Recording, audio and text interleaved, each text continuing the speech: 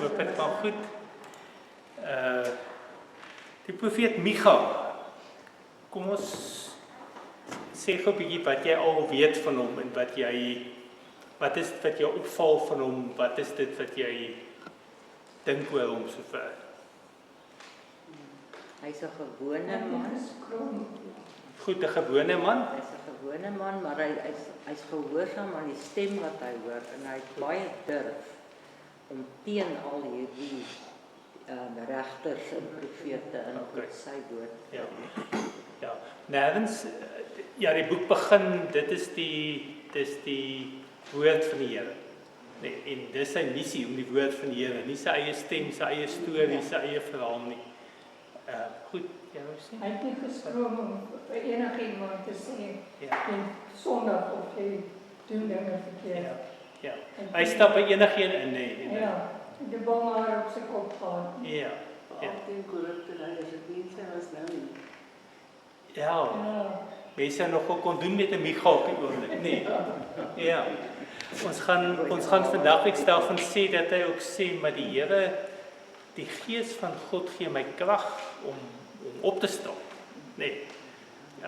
Dat die Gees van God ook vir hom daai krag gegee het en hy was bewus daarvan, nee. Wat nog?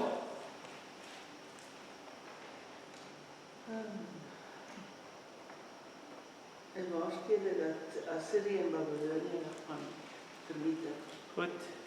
Heeltyd hierdie twee goed, 'n oordeelboodskap, maar ook 'n boodskap van hoop, nee. Hierdie goed wissel mekaar heeltyd af. Vandag weer gaan ons begin met 'n oordeelsboodskap. Wat sê julle is so slagters, julle slag mense af.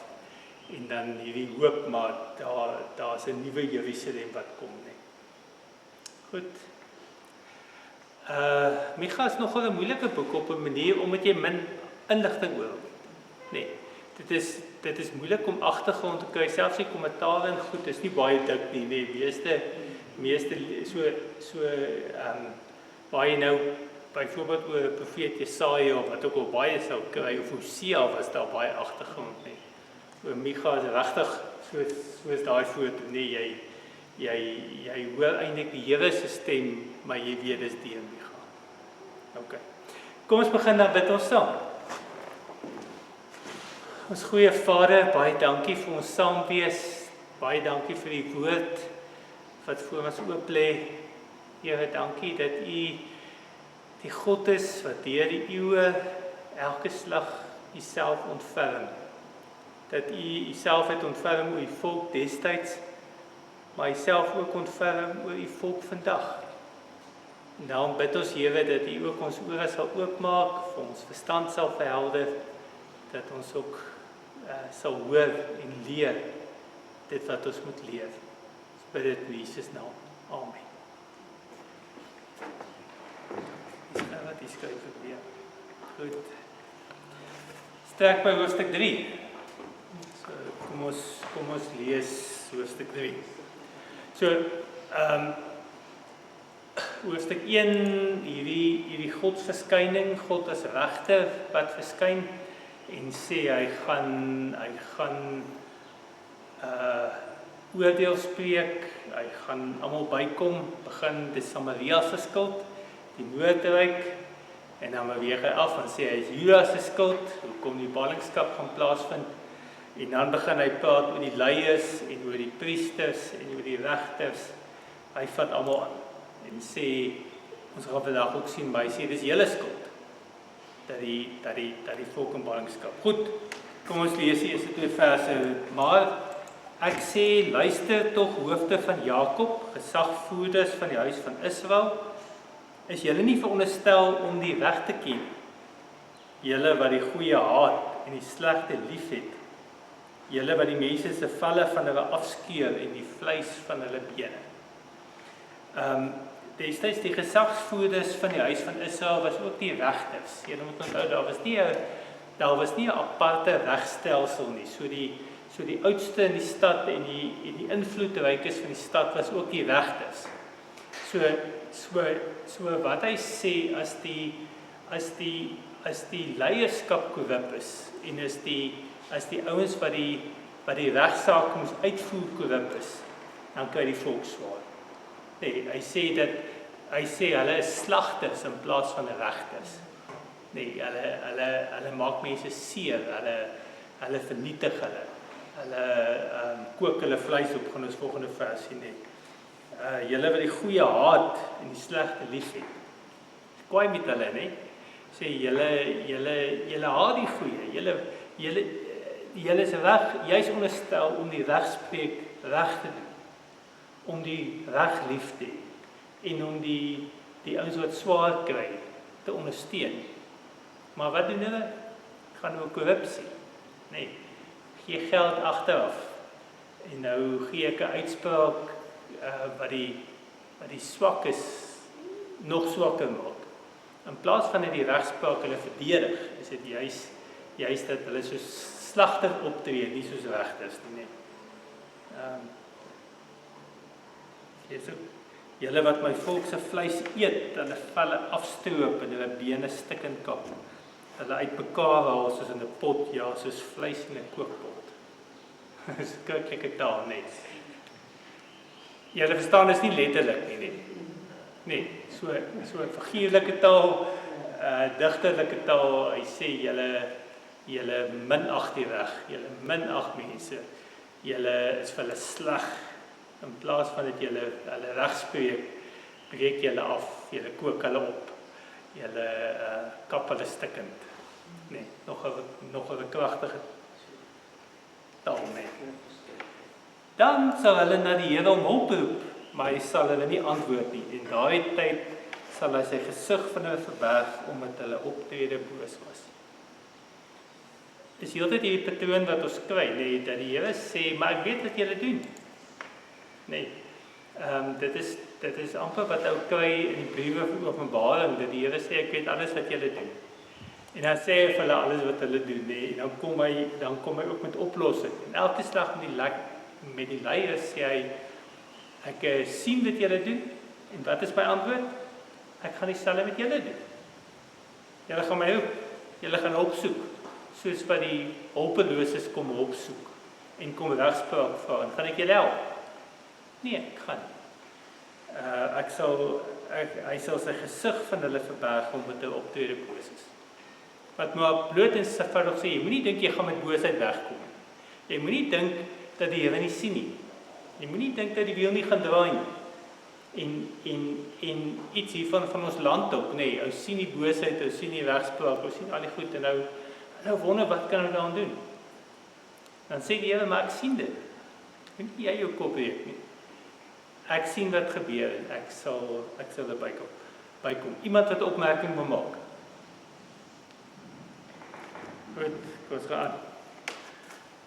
So sê die Here oor die profete wat my volk mislei, wat vrede verkondig as hulle iets te eet kry, maar as iemand hulle nie iets in die mond stop nie, oorlog teen hom heilig.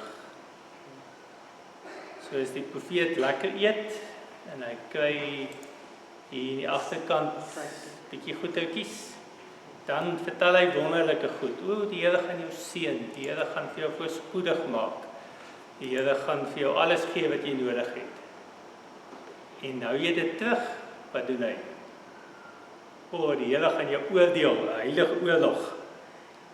Oorlog teen hom heilig. Nee, sê die Here gaan jou oordeel, want jy wil nie geld gee nie, en die Here gaan jou bykom. So alles word jy geld bepaal oor die profete van die tyd, nee.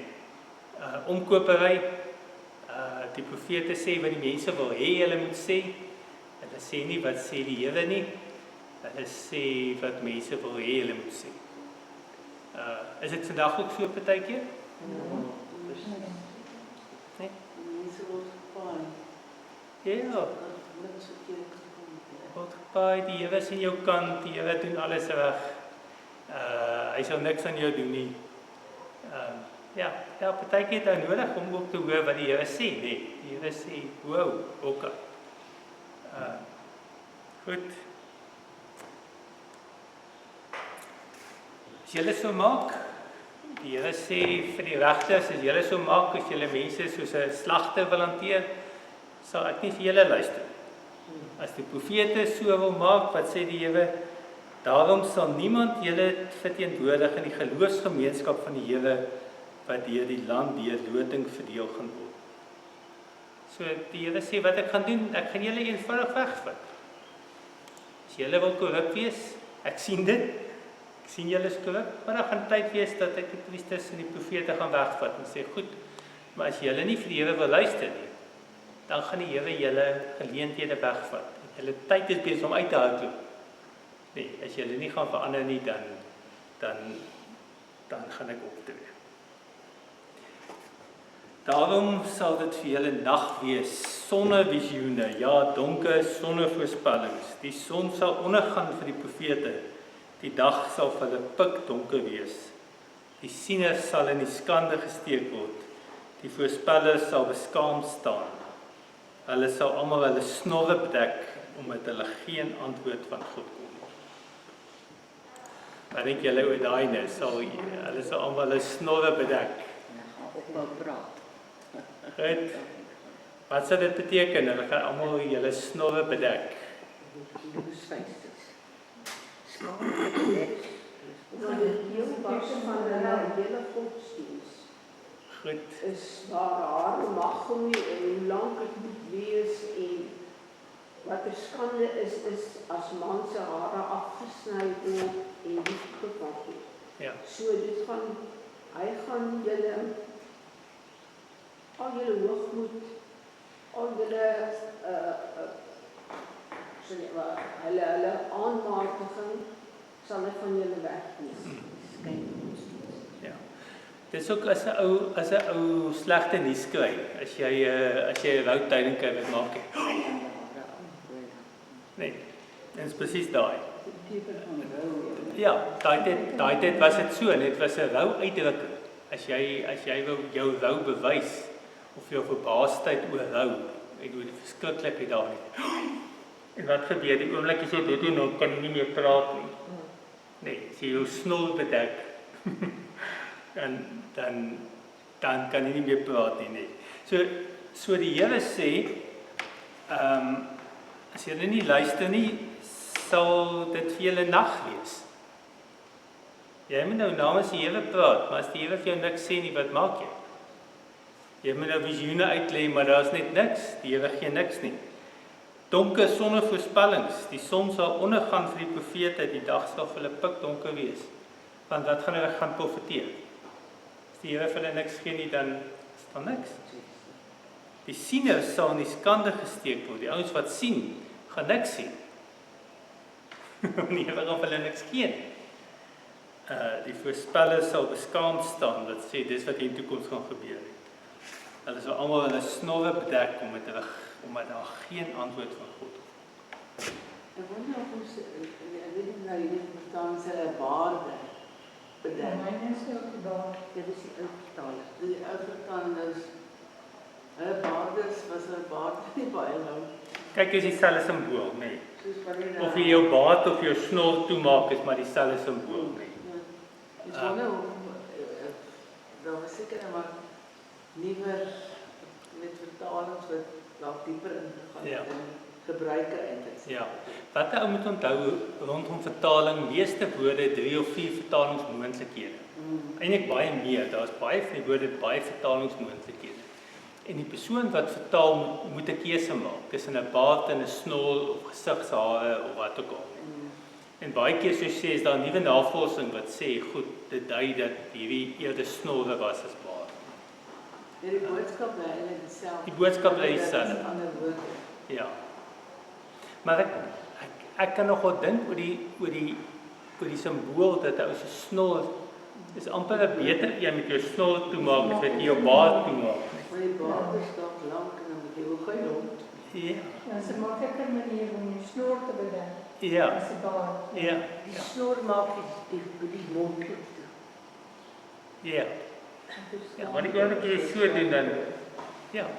So okay, maar dis in elk geval die beeld wat hy gebruik het. Dit was 'n uitroep daai tyd wat ons gebruik het as daar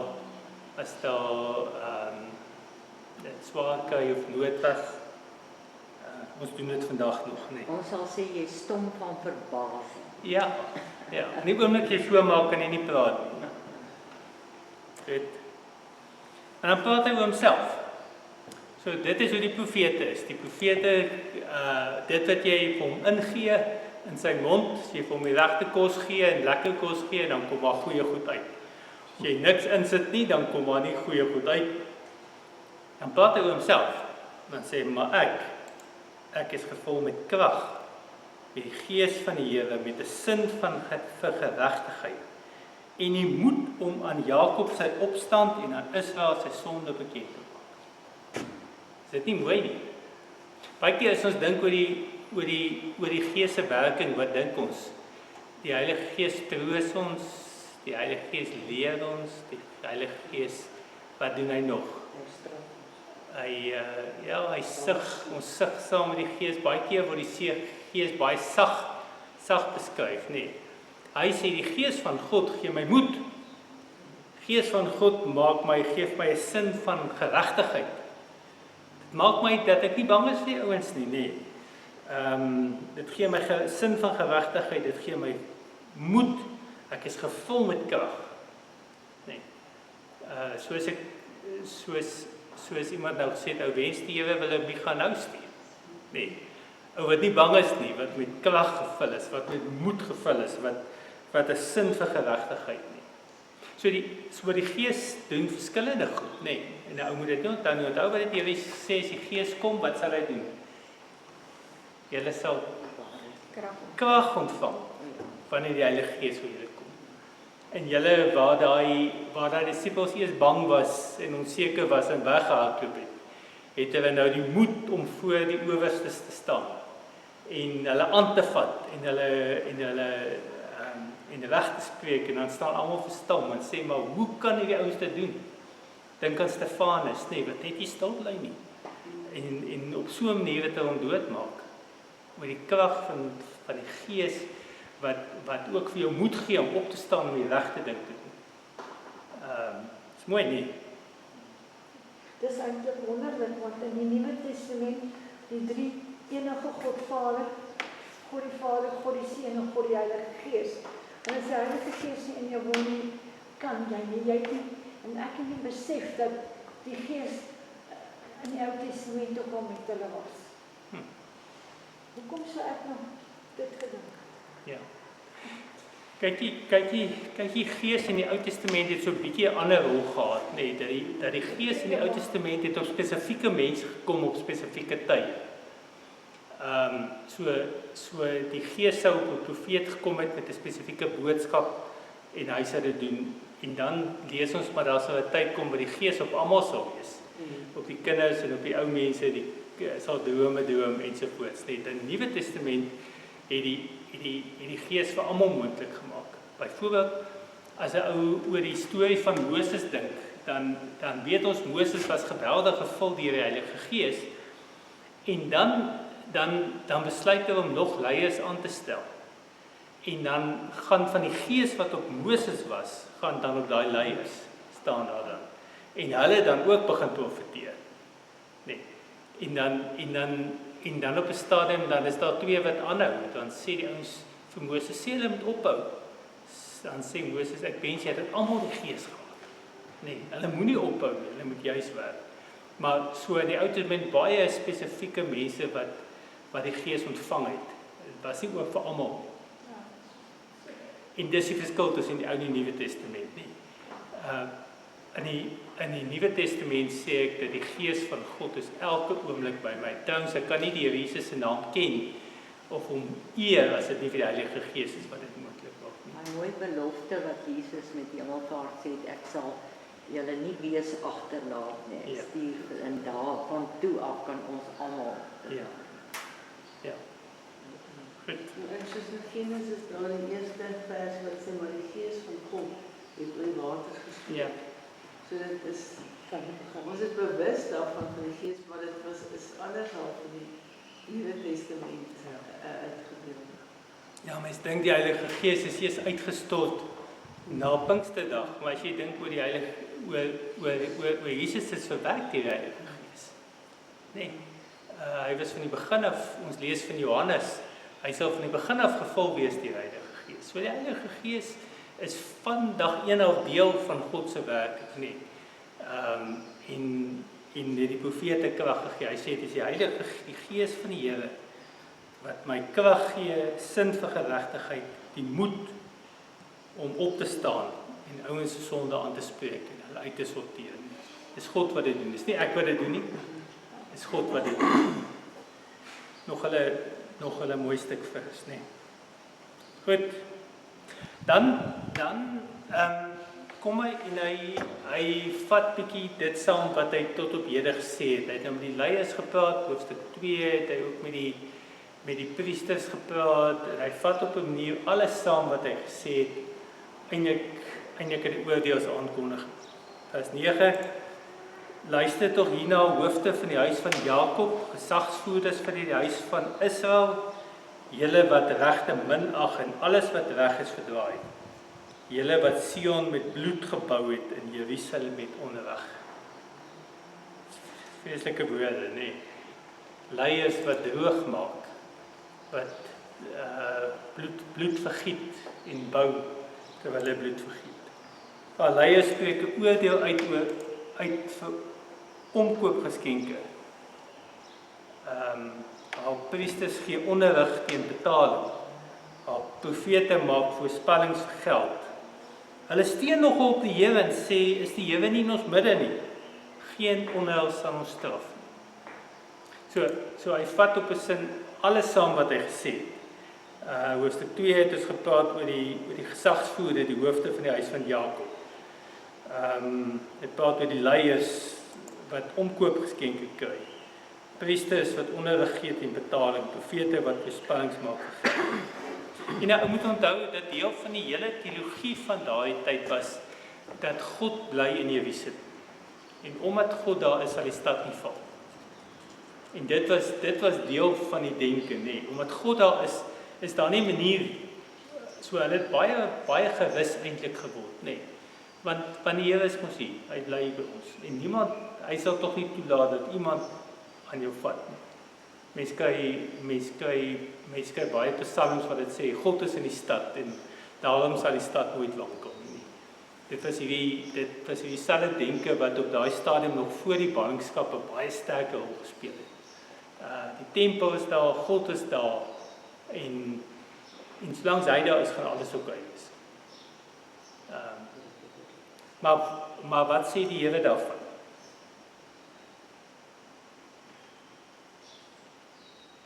Is dit so?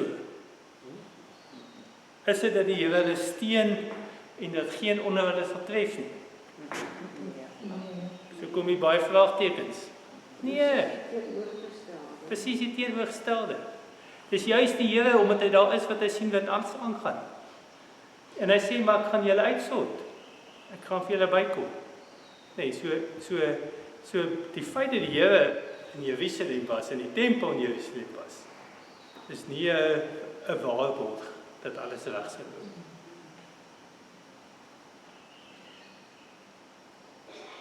Vraag. Goed. Daarom deel julle toe doen. Gepraat met die regters en die leiers en die profete en die priesters, almal wat leiding geneem het en wat droog maak. Daarom deel julle toe doen, sal Sion 'n omgeploegde veld word. Jerusalem sal pynhope word en die tempelberg oorgroeide wees. Heuwels. Sê die Here gaan julle bykom. En Jerusalem gaan val. Wie stad het julle dink nooit sal val nie? Dit gaan plaasvind. Goed, hoofstuk 4. Ek gaan sommer so 'n bietjie in hoofstuk 4 in, omdat ek volgende week nou nie is nie. Ek gaan so die helfte doen, dat ons net 'n hoofstuk inhaal. En dis van Micha wat baie lekker is. Die een oomblik het jy hierdie oordeelsaankondiging, die volgende oomblik hierdie heilsaankondiging. Hulle wissel mekaar net so af, nee. Jy sien nie die oorgang nie, is net skielik, hier sê hy, alles gaan vernietig word. Volgende woord sê hy, in die laaste dae sal die berg van die Here sy stewig staan. As die hoogste van die berge, ja, hy sal bo die heuwels uittroon, volke sal daarin stroom. baie nasies sal gaan en sê, kom ons, laat ons optrek na die berg van Here, na die huis van God van Jakob, sodat hy ons van sy weë kan leer en ons sy paaie kan volg. Ja, uit Sion sal daar onderrig kom en die woord van die Here uit Jerusalem. Hy sal regspreek. Nie die leiers nie. Hy sal regspreek tussen baie volke en die reg handhaaf. Saam met die regspreek gaan die reg handhaaf. Hy sal dit doen. Vir talryke nasies tot in die verste uithoeke. Hy sal van hulle swaarde ploegskare smee en van hulle spiese snoeimesse. Nasies sal met die swaard teen mekaar opneem nie. Hulle sal nie meer leer om oorlog te maak nie. Maar elke man sal onder sy wingerd en onder sy vyeboom sit sonder dat iemand hom opjaag.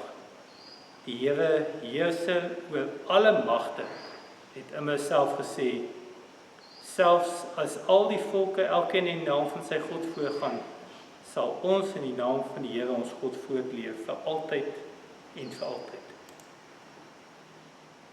Goed, wat maak julle oor die aankondiging? Die genade van God is nog altyd daar. Ja. Die liefde is so groot. Ja. Net ons lag nou 'n bietjie luister, maar sy genade is daar, hy los jou nie. Betug jou, maar hy los jou nie.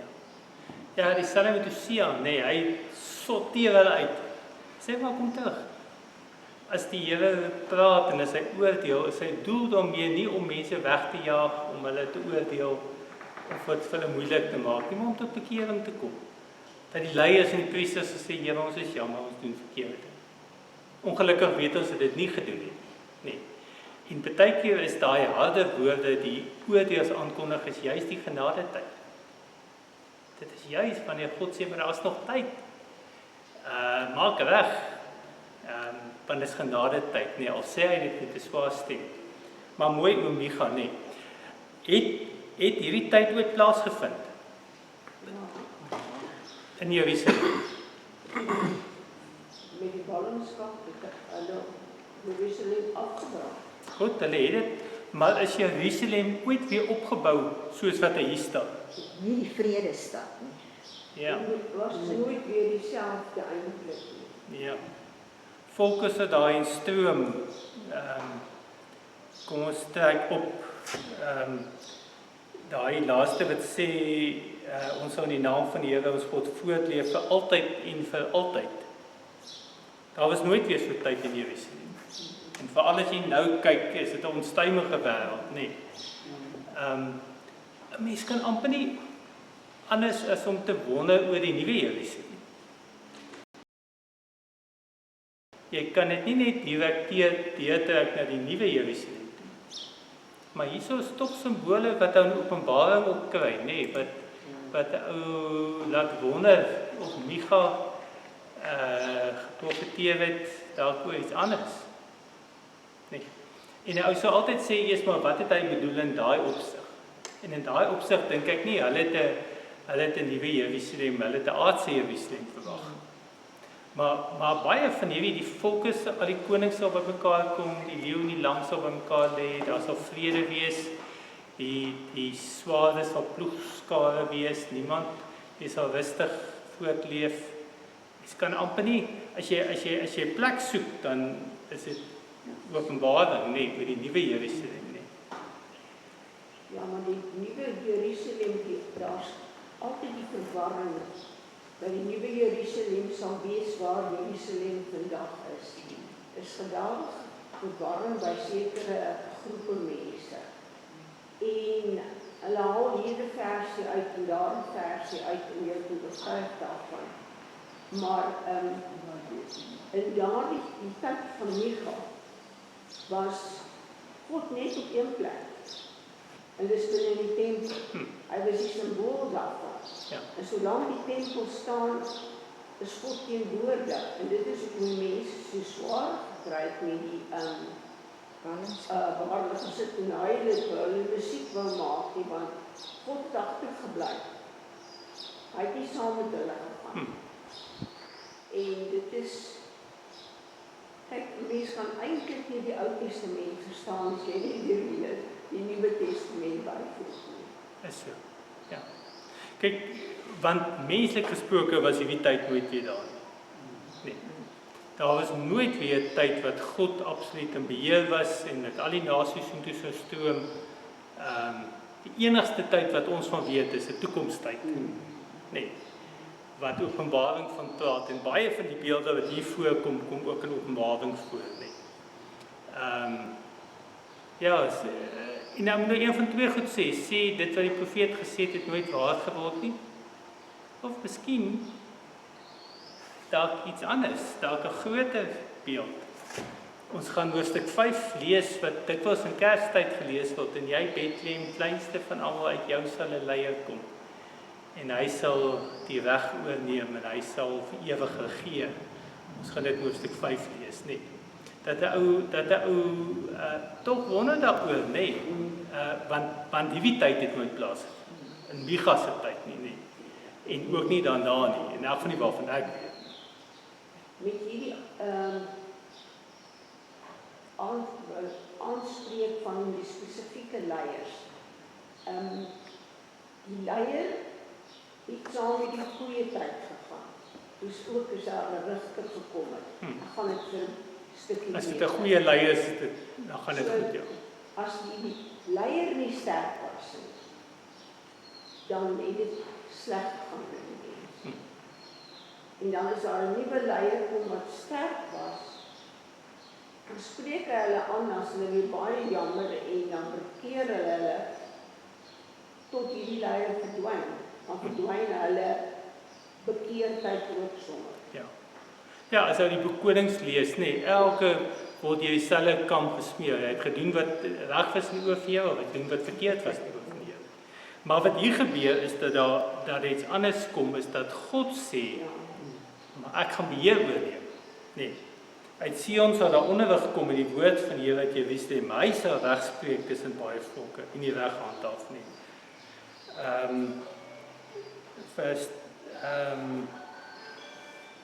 Baie nasies sê kom ons optrek na die berg van die Here, na die huis van God van Jakob, nee, sodat ons van sy weë kan leer en op sy paaie kan volg.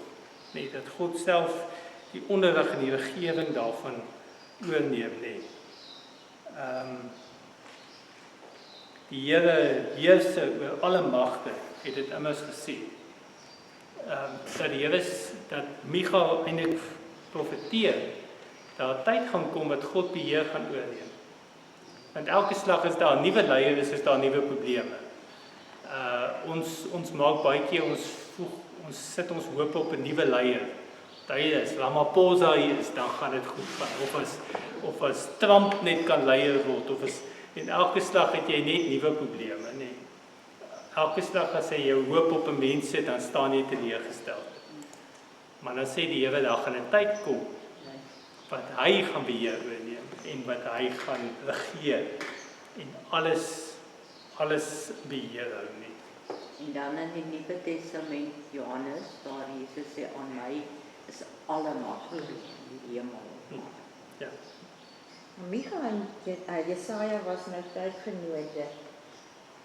En Jesaja het eintlik presies hierdie selfde Jesaja hoofstuk 2, nee. Ja. Nou wonder mense, het die twee dalk iewerster onder 'n boom saamgesit en gesels oor wat aan hulle geopenbaar is, of is dit nou maar die een by die ander een geleen? Okay. Die woorde is amper presies dieselfde in Jesaja 2 as wat hy in Micha 4 staan, nee. Amper woord vir woord. Daar is 3 moontlikhede. Een is Jesaja het van Micha gekopieer. Tweede moontlikheid is Micha het vir Jesaja gekopieer. Derde moontlikheid dis 'n onafhanklike skrywer wat dit later bygevoeg het by albei bronne. En dis wat ons weet daarvan. Nee,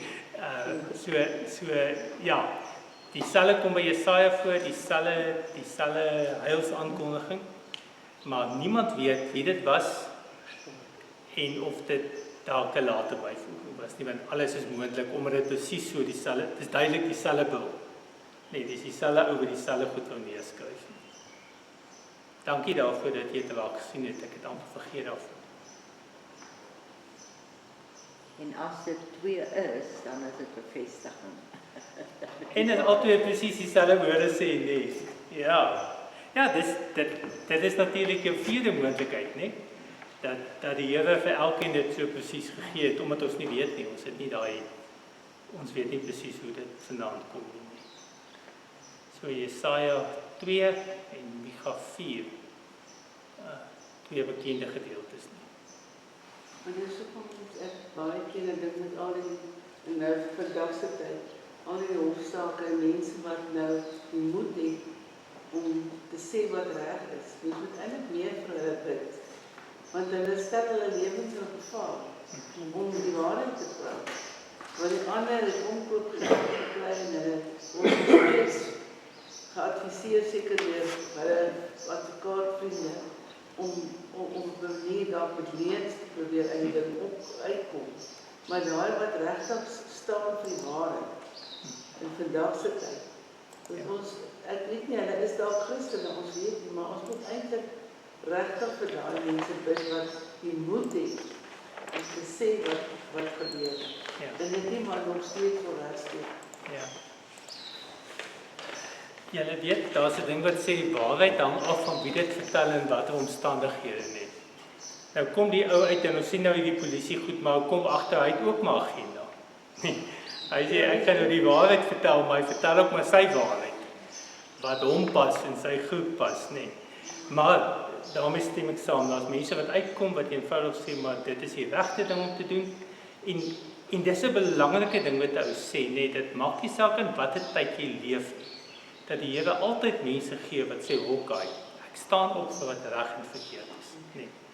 En die Gees van God gee mens krag en moed en durf om geregtigheid na te streef, nee.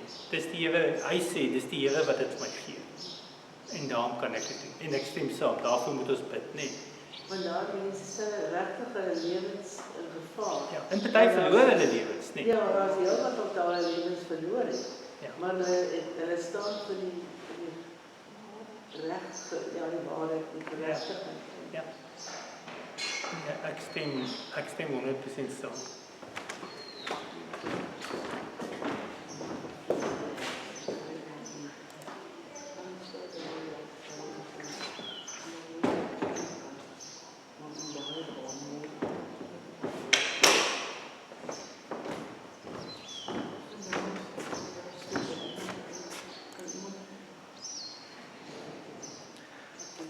Goed, vers 6, op daardie dag is die uitspraak van die Here, sal ek die gebrekkiges bymekaar maak, die verstrooides versamel, ook hulle wat ek sleg behandel het, ek sal die gebrekkiges sy oorblyfsel maak, en die wat ver weg was, 'n sterk nasie. Mooi nie. Selfs die ouens wat verkeerd doen, die regters en die priesters en almal, die krankes, die ouens wat die Here bygekom het, die Here wat hulle uitgesorteer het, hy sê, maar ek is ook bekommerd oor hulle. En in daai tyd sal ek hulle weer bymekaar maak. Mooi nie. Ek sal die gebreklikes 'n oorblyfsel maak, en die wat ver weg was, 'n sterk nasie.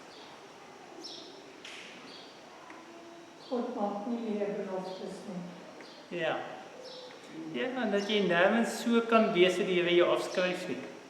Ja. Nee, dat hy altyd daar oop die Here.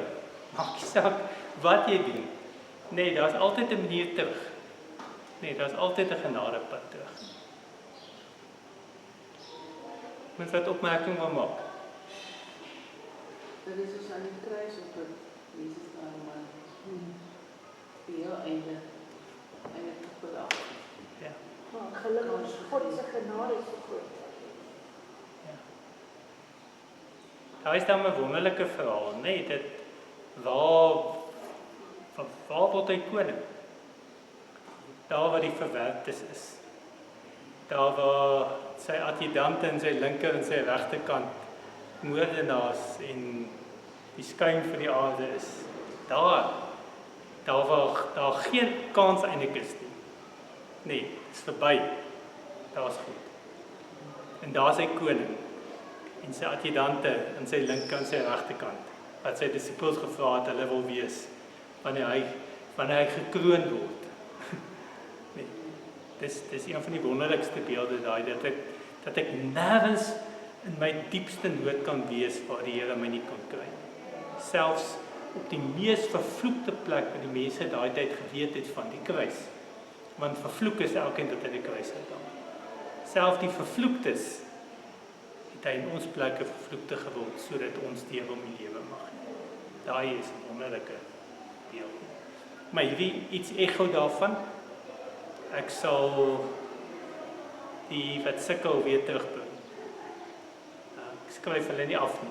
Ek was met hulle, en ek sorteer hulle uit, maar ek skryf hulle nie af nie. Die geknapte riet nie breek. Ja, sal die geknapte riet nie breek nie, nee, die lampet, die dowwe lampet nie uitdoof nie, nee. Die Here sal op die berg Sion oor 'n koning wees van nou af tot in ewigheid.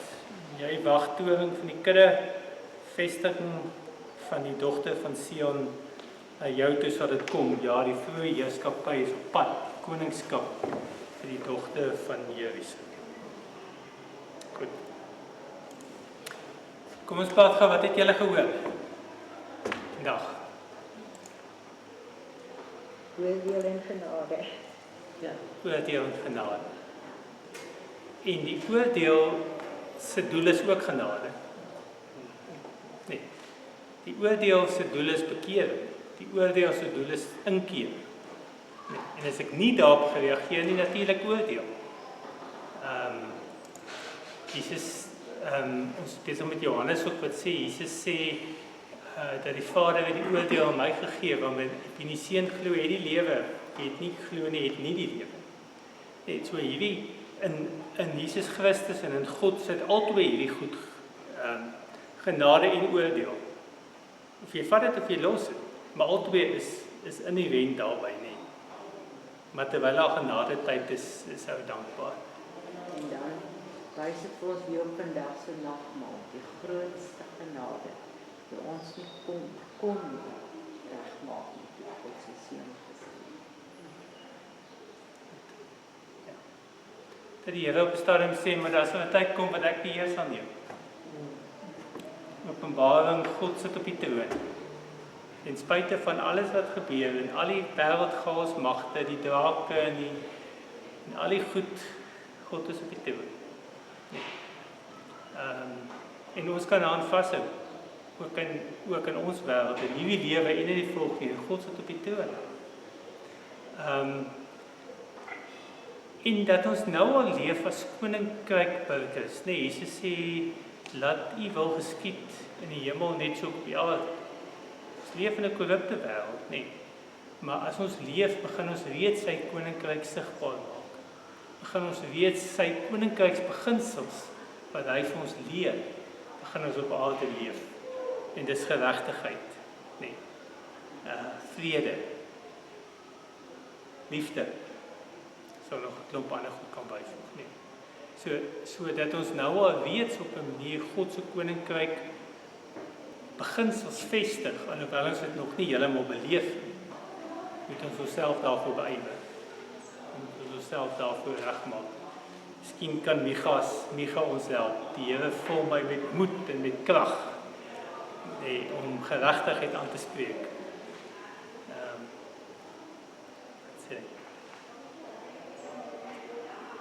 Gevul met krag, met die gees van die Here, met 'n sin vir geregtigheid en die moed om sy opstand aan Israel se sonde bekend te maak.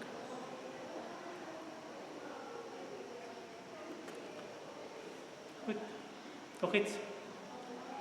Ek het 'n boek gehad en daar staan dat Micha moontlik net die eerste 2 hoofstukke geskryf het en die res is deur ander mense en Jesaja geskryf. Is dit so? Kyk, dit hang af met jy wie jy praat. Ek dink die meeste ouens sê hoofstuk 6 en 7 is nie deur hom geskryf nie. So die meeste ouens stem saam oor hoofstuk 6 en 7. Maar daar is verskil in opinie, nee. omdat hy van hoofstuk ons het by die einde van hoofstuk 4 het ons klaar gesê hy en Jesaja dieselfde goed geskryf. Ja. Nee. So ja, dit is moeilik daai goed oorvleuel. Maar hoofstuk 6 en 7 weet ons definitief heel waarskynlik het hy nie geskryf. Maar oor hoofstuk 2 tot 4 is ek nie so seker of dit nie hy is nie. Maar dit klink amper of hierdie middelste gedeelte deur ook dieselfde mense geskryf. Ja. Wat Jesaja geskryf het. Ja. En hy vat wat hy in hoofstuk 1 en 2 sê het, vat hy in hoofstuk 3 saam. En al die ouens wat hy aangespreek het in daai 2 hoofstukke is eintlik 'n opsomming in hoofstuk 4 wat ons nou gelees het. So my gut gevoel sê dit maak sin dat hy deel was daarvan, nee. Ja. En dan hierdie hoofstuk 4 wat ons nou gelees het, wat in elk geval 'n oorvleeling was. Nee. So ja, destyds hulle praat hoofstuk 6 en 7 oor 'n Micha van Samaria geskryf is wat uit die Noordryk het geskryf. Maar ons sal praat daaroor as ons daarop kom. Goed. Kom ons bid saam. Here, baie dankie dat U ons baie liefhet, dat U nooit ophou om met ons bemoeienis te maak. Here, ons bid vir ons land. Here, U wat alles sien, wat alles weet, dat U asseblief nie die mense sal laat wegkom met moord en met korrupsie en met alles wat sleg is nie. Dankie dat U vir Micha en ook vir ons herinner dat U van alles weet en dat U sê dat daar tyd gaan kom, dat daar einde daaraan gaan kom. Dankie dat ons ook ons hoop daarop kan sit. En Here, dankie dat U koninkryk nie net 'n aardse koninkryk is nie, maar ook 'n hemelse koninkryk wat vir ewig duur en waar al die nasies bymekaar gaan kom onder U heerskappy. Daarom roep ons ook uit, Here, Maranatha, kom Here Jesus, kom gou. Amen. Dankie. So asseblief onthou, volgende week gaan ek nie wees nie, as julle my sal verskoon asseblief.